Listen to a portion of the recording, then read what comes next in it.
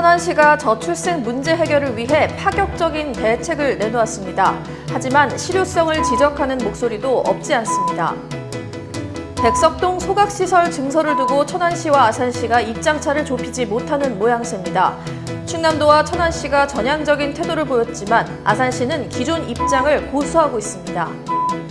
지역정당과 시민사회단체가 꾸린 뉴라이트 독립기념관장 임명 철회 범시민대책위원회가 김영석 신임 독립기념관장 퇴진 2차 행동에 돌입하겠다고 선언했습니다.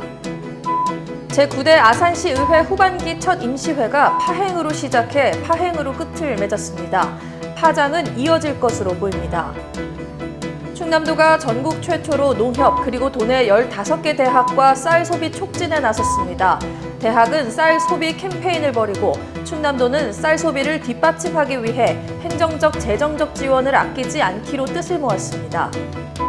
건강한 우리 가족처럼 우리 하늘들. 천안시 농특산물 공동 브랜드 하늘그린 천안 흥타령쌀. 안녕하십니까. 아나운서 신소영입니다. 9월 첫 천안TV 주간 종합뉴스는 시청자들을 위해 알찬 소식 준비했습니다. 천안시는 바로 오늘, 그러니까 2일부터 육아기 자녀를 둔 40세 이하 공무원들에게 주 4일 근무제를 실시하고 각종 인센티브도 주기로 했습니다. 박상돈 천안시장은 일반 시민에 대해서도 지원금을 늘리겠다고 약속했습니다. 하지만 이 같은 혜택이 당장 출산율에 긍정적인 영향을 미칠지는 미지수입니다. 자세한 내용 지유석 기자가 보도합니다. 천안시는 먼저 결혼 5년차 이내인 40세 이하 공무원이 두 자녀를 출산하면 축가 특별 복지 포인트를 50만 원에서 200만 원으로 인상하고 성과상여금 최상위인 S등급을 부여하는 등 혜택을 줄 방침입니다.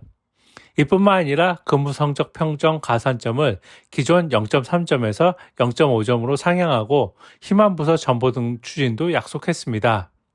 박상돈 천안시장은 지난 8월 29일 기자간담회를 갖고 이 같은 구상을 밝혔습니다. 박 시장은 정책 목표가 다자녀 출산임을 분명히 했습니다. 결혼을 앞당기기 위한 조치다. 그래서 다자녀 출산을 유도하는 것이 주목적이다 하는 것을 이해해 주셨으면 좋겠습니다. 하지만 이런 조건을 넘어선다 하더라도 40세 또는 결혼 5년을 경과했다 하더라도 다자녀를 포함한 출산 공무원에 대한 지원 정책은 적극적으로 추진하겠다는 말씀도 아울러 드립니다. 하지만 이 같은 정책이 현실을 간과한 것 아니냐는 지적은 피하기 어려워 보입니다. 한국행정연구원이 낸 2022 공직생활 실태조사에 따르면 지원 혜택 연령과 겹치는 이른바 MZ세대 공무원들의 이직률이 23.7%에 이르는 것으로 나타났습니다.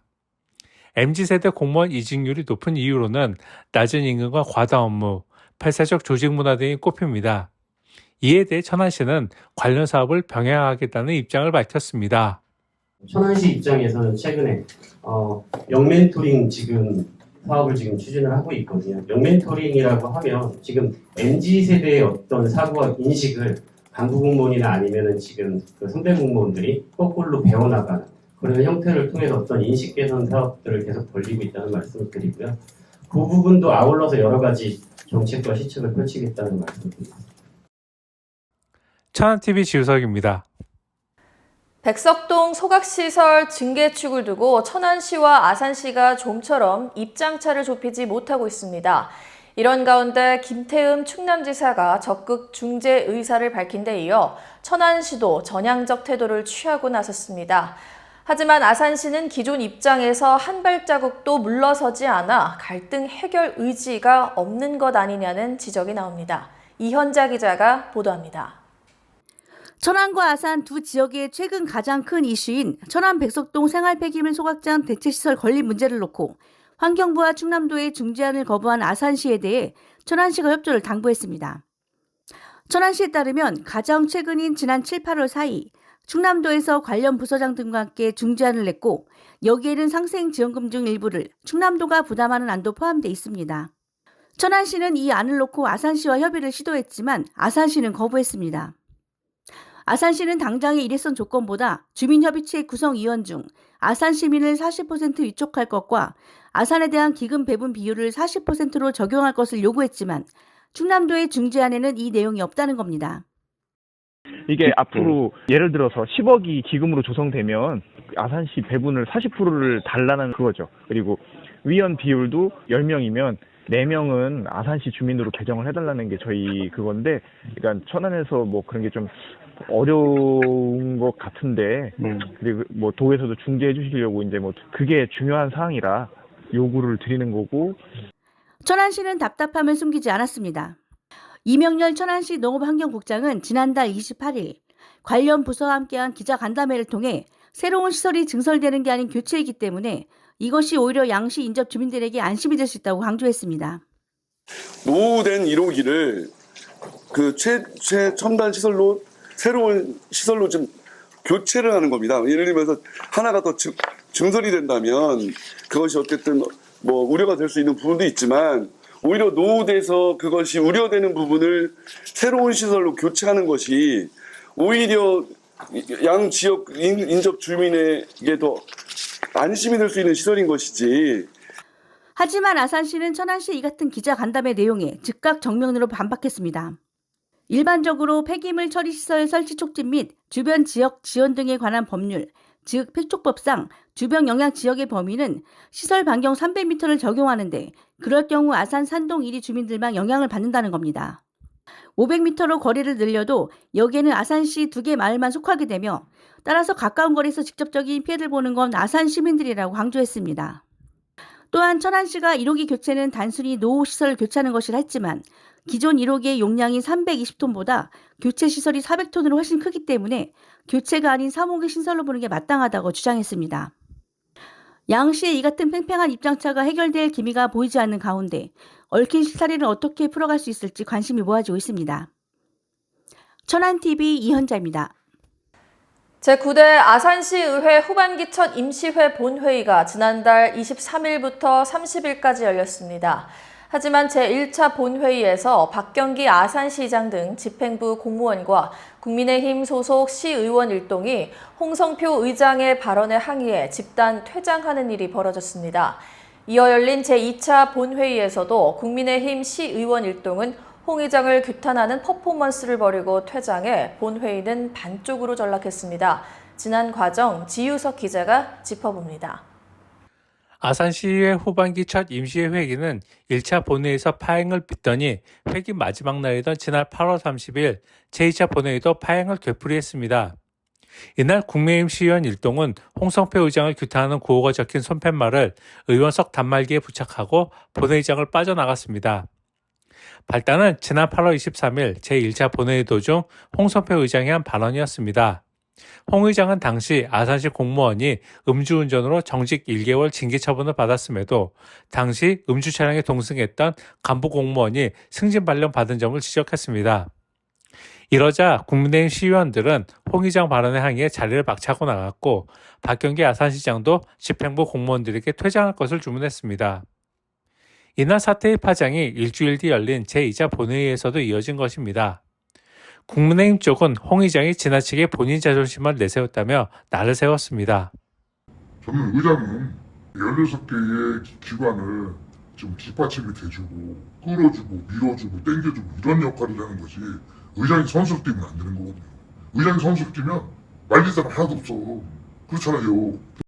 그런데 국민의힘 시의원의 집단 행동과 별개로 집행부 공무원들에게 퇴장을 지시한 박 시장의 행동은 의회를 무시했다는 지적을 피하기 어려워 보입니다. 특히 민주당은 박 시장과 집행부에 강한 유감을 표시했습니다. 박경기 시장님, 그날 나를 믿고 따라와라며 집행부에게 퇴장 지시를 내린 것이 39만 아산 시민을 대표하는 리더의 자세였는지, 낙선 후 바닥을 누비시던 초심을 잃지 않으셨는지 다시 한번 생각해 보시기 바랍니다. 행정이 좌우되고 대의기관인 의회가 무력화되고 있으며, 그래서 아산시의 민주주의가 흔들리고 있습니다. 박 시장, 공무원들에게 요구합니다. 부디 비판을 수용할 자세로 의회에 임하여 주십시오. 한편 이번 논란의 중심에선 홍성표 의장은 고개를 숙였습니다. 제1차 본회의에서 동료 선배 의원 여러분과 충분한 대화와 소통을 거치지 않고 안부 말씀을 했습니다. 그로 인하여 선배 동료 여러분에게 심려를 끼쳐드려 진심으로 죄송합니다. 앞으로는 39만 시민의 대의기관의 의장으로서 선배 동료 여러분과 충분한 대화와 논의를 거쳐 민의를 대변하는 데 최선을 다하겠습니다. 천안TV 지우석입니다. 천안시 수신면에서 양계업을 하던 한 양계업자는 2017년부터 천안시와 갈등을 빚었습니다. 이 양계업자는 중간에 담당 공무원이 바뀌고 무허가 축사적법 양성화 권한이 2018년 축산과에서 환경정책과로 이관되면서 농장을 폐업하게 됐다고 호소했습니다. 최영민 기자가 이 양계업자와 만나 사연을 들어봤습니다. 지난 2007년 수신면 일대에서 양계장을 운영하는 A씨는 무허가 축사 적법화 양성기간 당시 천안시 관계자들과 지속적인 소통을 하고 있었습니다. 당시 A씨는 천안시 가축사육 제한조례에 따라 양계장이 닭 일부 제한지역 밖에 떨어져야 허가가 난다는 시의 안내를 받고 양계장이 위치한 마을의 이장인 주민들의 동의서를 받는 등 준비를 하고 있었다고 전했습니다. 하지만 A씨는 이행강제금 마련 등 추가적인 절차로 인해 2018년 3월 24일까지 예정돼 있던 무허가 축사 적법화 양성화에 대한 한시적 유예기간까지 서류를 접수하지 못했습니다. A씨는 이 업무와 관련 당시 천안시 축산과에 근무하던 K 주무관과 소통을 해왔다고 밝혔습니다. 환경직 직군인 그는 팀장으로 승진한 후 타 부서에서 현재 근무 중입니다. K 주무관은 A씨와 소통을 할 당시 개인 사정으로 육아휴직차 자리를 비웠습니다. 돈을 마련한 후 시청을 방문한 A씨는 해당 업무를 건네받은 다른 직원에게 황당한 말을 듣게 됩니다. 무허가 축사 양성화 권한도 2018년 초 환경정책과로 이전되면서 축산과에서는 허가 자체가 불가능하다는 답변을 얻은 겁니다. 이러지도 저러지도 못하는 상황 속에서 A씨는 자금난에 처했고 기존에 경영하던 농장 역시 문을 닫았습니다. 이후 그동안 보유하고 있던 토지나 재산들을 처분했고 당장 부과되는 이행강제금 및 벌금 등으로 인해 힘든 일을 겪었다고 토로합니다. 원래 집이 전세로 해가지고 시내에 있었어요. 수시는 출퇴근할 때 그때 가 허가 난다고 해갖고 그때 제가 거기 진행을 한 거거든요. 그분이 육아휴직 하면서 이제 허가가 날라갔잖아요. 닭이 이제 남은 상태에서 다른 데 알아보다가 왜 다 그때 당시 막 환경부 이런 데서 막 다 철거하라고 했거든요. 버티다가 피난 오듯이 성남면역에 나와가지고 그때 당시는 이제 제 땅이고 그러다 보니까 이제 뭐 월세 이런 게 안 나가잖아요. 이쪽으로 이전하다 보니까 이제 매달 월세 나가는 것부터 뭐 보증금 들어가는 거 그리고 또 제게 아니다 보니까 다시 이제 맨 땅에서 해당 이런 식으로 해갖고 시설도 다시 제가 다 해야 되고 이러다 보니까 전세자금 갖고 있던 거 이것저것 돈이 다 들어간 거예요. 당시 업무를 맡았던 K팀장과 천안시 축산과 측도 할 말은 있었습니다. 원칙에 입각한 행정을 할 수밖에 없다고 말하는 이들은 A씨가 2017년 최초 상담 이후 2018년 3월 24일 이전까지 가축분뇨 배출시설 신고를 완료했어야 했지만 기간이 지난 후에 신청서를 제출해 허가 자체가 불가능했다고 말합니다. 또 3월 24일 이후부터는 2013년 3월 20일 이전에 지어진 축사만 양성화가 가능했는데 A씨의 경우 항공사진을 살펴본 결과 2013년 이후인 2014년에 축사의 모습을 볼 수 있었다는 게 시 당국의 주장입니다. 개선 기간에서 양성화로 넘어가는 과정에서 15년부터 했는데 17년 말에 이렇게 한 것도 좀 그렇고 처음에는 이런 이성사진도 필요 없이 이장님하고 마을 주민들 동의서만 있으면은 해라고 농림부에서도 내용들이 왔었어요. 근데 저희 입장에서는 이것들 다 봐야 돼요. 저희는 이제 규제하는 입장이다 보니까. 그래서 다 그 동의서를 받아와라. 9월달에 동의서를 가져온 거는 13년 3월 20일 이전부터 있었다라고 하는 이것도 조금 이제 잘못된 걸 가지고 오셨으니까 여기서 나오는 이제 동의서 받아왔다는 얘기지. 그렇죠. 그 얘기예요. 우리는 18년 3월 20일 이전에 왔으면은 15년 1월 1일 이전에 있었다라고 하는 동의서를 가져오면 되는 거였었고 A씨는 최근까지 시 직소민원실을 찾아 자신의 처지에 대해 하소연했다고 전했습니다. 그러나 시 당국은 현재는 도울 방법이 없으며 억울함을 찾기 위해선 A씨가 법적인 조치를 할 수밖에 없다고 밝혔습니다. 천안TV 최영민입니다. 신임 김형석 독립기념관장을 둘러싼 뉴라이트 논란이 재점화하는 양상입니다. 천안 지역 정당과 시민단체가 꾸린 뉴라이트 독립기념관장 임명철의 범시민대책위원회는 지난달 27일 기자회견을 갖고 김형석 관장 퇴진 2차 범시민 행동 돌입을 선언했습니다. 범시민 대책위는 임명철의 선전전과 범시민 서명운동 등 퇴진 압박 수위를 높이겠다고 선언했습니다. 최영민 기자가 전합니다. 김형석 독립기념관장 임명 철회를 촉구하고 있는 범시민 대책위원회가 2차 범시민 행동 돌입을 선언했습니다. 지역의 시민단체들로 구성된 이들은 지난달 27일 기자회견을 통해 매일 임명철회 대시민 선전전을 진행하고 서명운동과 2차 범시민 결의대회 개최의 뜻을 밝혔습니다. 이들은 이미 광복절이던 지난달 15일 독립기념관에 모여 범시민 결의대회를 열고 역사를 왜곡하고 부정하는 뉴라이트 인사들이 역사 관련 기관장에 임명되고 있는 것에 대한 분노와 우려를 나타냈습니다. 그리고 임명권자인 윤석열 대통령의 잘못된 역사관에 대해서도 한 목소리로 규탄했습니다.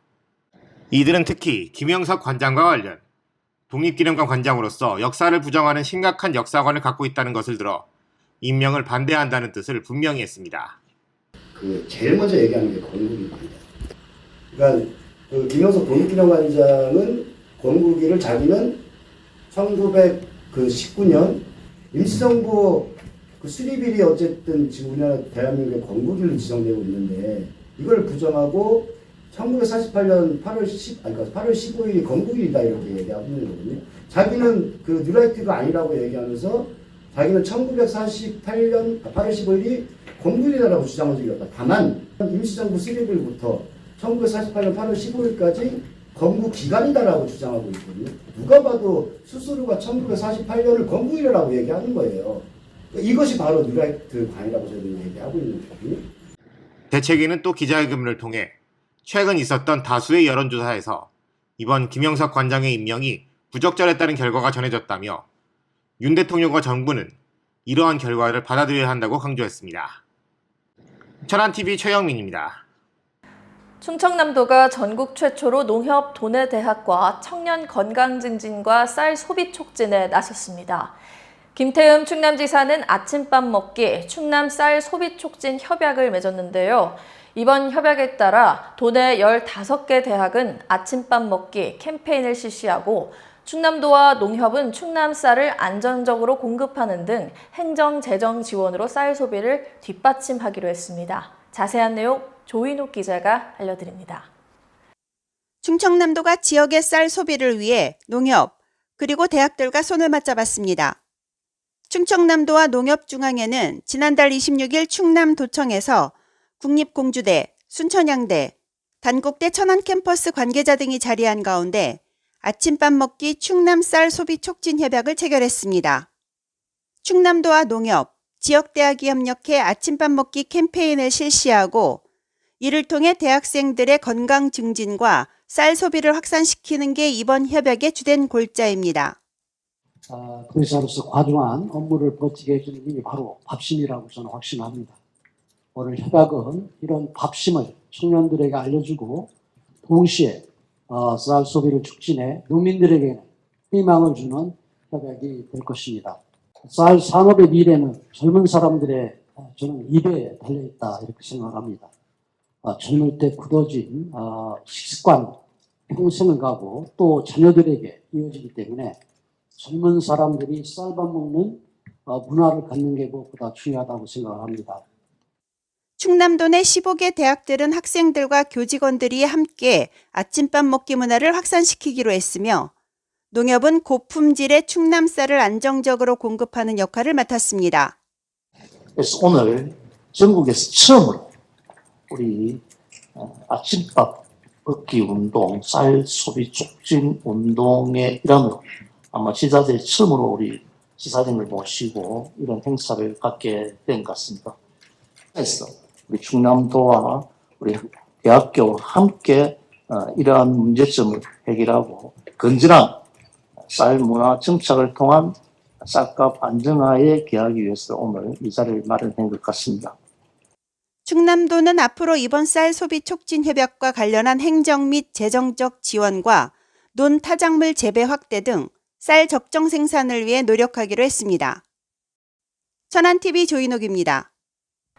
천안시는 지난달 24일 제11회 청소년 예산정책 제안대회를 개최했습니다. 이번 대회엔 청소년 예산학교와 제안실습과정을 수료한 중고등학생 13개 팀 36명이 참가했는데 버스 우산꽂이를 제안한 에코스탠드 팀이 대상의 영예를 안았습니다. 이현자 기자가 보도합니다. 지난 24일 천안시는 제11회 청소년 예산정책 제안대회를 개최했습니다. 이번 대회는 청소년 예산학교와 제안실습 과정을 수료한 중고등학생 13개 팀 36명이 참가해 시민생활 불편 해소 및 제도 개선을 주제로 예산정책을 제안했습니다. 이날 대상에는 버스 우산꽂이 설치 사업을 발표한 에코스탠드 팀이 선정됐습니다. 천안상업고등학교 2학년 최윤정, 김경찬, 이지호 학생으로 구성된 에코스탠드 팀은 시내버스에 우산꽂이를 설치해 시민 불편을 해소하자는 정책을 제안해 높은 점수를 받았습니다. 먼저 저희는 학생이었기 때문에 버스 이용이 잦았습니다. 때문에 자연스럽게 버스를 이용하면서 불편했던 점 등을 많이 알게 되었는데요. 우리 버스 우산꽂이는 비가 오는 날에 버스를 이용하며 불편함을 겪었던 사람이 많았기에 탄생한 아이디어였습니다. 우산에서 떨어지는 빗물로 불쾌감을 주는 우산 테러 또는 우산을 들 곳이 없어 곤란했던 경험뿐만 아니라 빗물로 흠거나 버스 내 바닥으로 인해 일어날 수 있는 미끄러짐, 사고 등을 예방하기 위해 생각해낸 아이디어입니다. 저희가 제안하게 된 우리 버스 우산꽂이는 버스를 이용하는 사람들이 우산꽂이를 이용하여 위와 같은 사고를 겪지 않게 위한 아이디어입니다. 우산꽂이 내부에 스펀지 등을 내장시켜 우산에서 나온 빗물을 흡수시킵니다. 이 덕에 우산을 뺄 때도 빗물이 튀지 않죠. 이렇게 저희가 제안한 아이디어로 많은 사람들이 비 오는 날에 버스를 편히 이용하셨으면 합니다. 최우수상은 한샘 캠프를 제안한 학교 밖 청소년 돌고돌아 팀과 청진기 사업을 발표한 캠퍼스 팀이 수상했습니다. 그날 심사위원으로 직접 참여를 해보니 우리 천안의 청소년들이 시정에 대해서 관심도 많았고 특히 번쩍이는 그 기지와 아주 기발한 아이디어로 좋은 제안을 많이 해주셔서 너무나 감사합니다. 아울러 제안된 이런 부분들이 그 실현될 수 있도록 예산에 많이 반영을 해서 우리 천안 시민의 삶의 질을 높이도록 더욱 노력하겠습니다. 천안TV 이현자입니다. 최근 여성 수십 명을 몰래 찍고 사진 합성을 통해 음란물을 만드는 딥페이크 성범죄가 확산하는 가운데 천안 아산학교도 피해를 입은 것으로 나타났습니다. 천안TV가 딥페이크 피해 학교 지도를 분석한 결과 8월 31일 기준 천안 아산 지역에서 중학교 8개 교, 고등학교 8개 교, 대학교 5개 교가 피해 신고를 한 것으로 파악했습니다. 이에 대해 충남도는 신속한 피해자 지원을 위해 자체 센터를 설립, 도내 피해자들에게 영상물 삭제 지원과 증거 채증, 사후 모니터링을 강화할 것이라며 딥페이크 제작의 위험성을 알리고 피해 예방을 강화해 디지털 성범죄가 근절될 수 있도록 노력하겠다고 밝혔습니다. 홍명보 축구대표팀 감독이 오는 5일 열리는 2026 피파 북중미 월드컵 3차 예선에 출전할 선수 명단을 발표한 가운데 천안에서 유소년 선수로 활약했던 양민혁과 최우진 선수가 홍명보 감독의 선택을 받았습니다. 두 선수는 천안 유소년 클럽인 천안 FMC U15에서 중학교 시절을 보냈는데요. 양민혁은 잉글랜드 프리미어리그 토트넘과 계약했고 최우진 선수는 K리그 인천 유나이티드에서 꾸준히 성장하는 모습을 보이고 있습니다. 두 선수를 지도한 유소년 클럽 이세연 감독은 두 선수에게 격려를 아끼지 않았습니다. 개혁신당 충남도당 이성진 직무대행이 충남도당 위원장으로 정식 선임됐습니다. 개혁신당은 이 위원장을 선임하면서 충남은 미래 세대와의 소통과 혁신적인 정책을 담기 위한 중요 요충지라며 향후 도당이 이끌어갈 혁신과 발전에 대한 기대가 크다고 밝혔습니다. 신임 이성진 위원장은 2026년 지방선거까지가 임기인데 선거에 나설 인재들을 찾아 나서는 게 나의 주된 임무인 만큼 어깨가 무겁게 임하겠다는 포부를 밝혔습니다.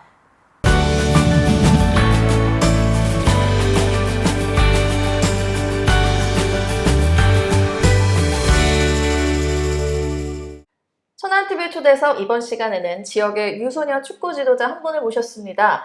특히 이분은 얼마 전 잉글랜드 프리미어리그 토트넘에 진출을 확정지은 19살의 축구 유망주 양민혁 선수를 중학교 시절부터 직접 지도한 분이기도 한데요. 천안 FMC U15팀의 이세연 감독님입니다. 안녕하세요, 감독님. 네, 안녕하세요. 네, 반갑습니다. 네, 반갑습니다. 네, 저는 아까 이세연 감독님이라고 이제 소개할 때부터 사실 축구 감독님들은 좀 무섭지 않을까라는 생각을 했는데 네. 이름부터 너무 예쁘시고 감사합니다. 지금 너무 인상도 좋으셔가지고 감사합니다. 어떻게 또 축구 가르칠 때 어떤 카리스마가 나올까 참 궁금해지는데요. 먼저 잘 모르시는 분들을 위해서 천안 FMC U15팀과 감독님에 대한 소개 부탁드리겠습니다. 안녕하세요. 저는 천안 FMC라는 천안 지역 연구의 중등팀 감독을 맡고 있는 이세연이라고 합니다. 저희 팀은 2016년도에 성적보다는 성장이라는 슬로건으로 창단했고요. 많은 선수들을 육성시키는 데 초점을 맞춰 지도하고 있습니다. 네. 성적보다는 성장이라는 슬로건을 말씀해 주셨는데요. 이게 참 힘들잖아요. 그렇죠. 네, 지금 한숨을 푹 쉬셨는데, 네, 이렇게 천안에서 오랜 기간 동안 또 이렇게 팀을 운영해 오시면서 좋은 선수들을 많이 배출하고 계시는데요.